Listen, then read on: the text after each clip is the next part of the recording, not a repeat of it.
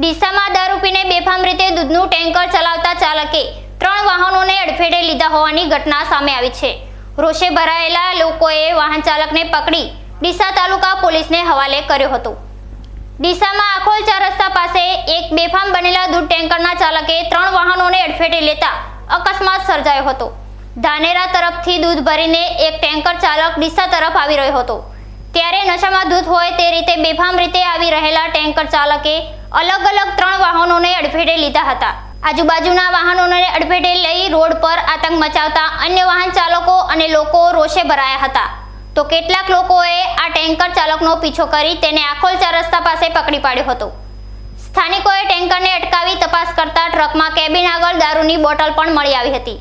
ઘટનાની જાણ પોલીસને કરતા ડીસા તાલુકા પોલીસ પણ તરત જ બનાવ સ્થળે પહોંચી આવી હતી અને ટેન્કર ચાલકની પૂછપરછ કરતા તે પાલનપુરના ઢેલાણા ગામનો શૈલેષ રાવળ હોવાનું જણાવ્યું હતું. તેમજ પોલીસે તપાસ કરતા તે ચાલી શકે તેવી પરિસ્થિતિમાં પણ નહોતો, જેથી પોલીસે ચાલક સામે પ્રોહિબિશન એક્ટ મુજબ અટકાયત કરી આગળની કાર્યવાહી હાથ ધરી છે.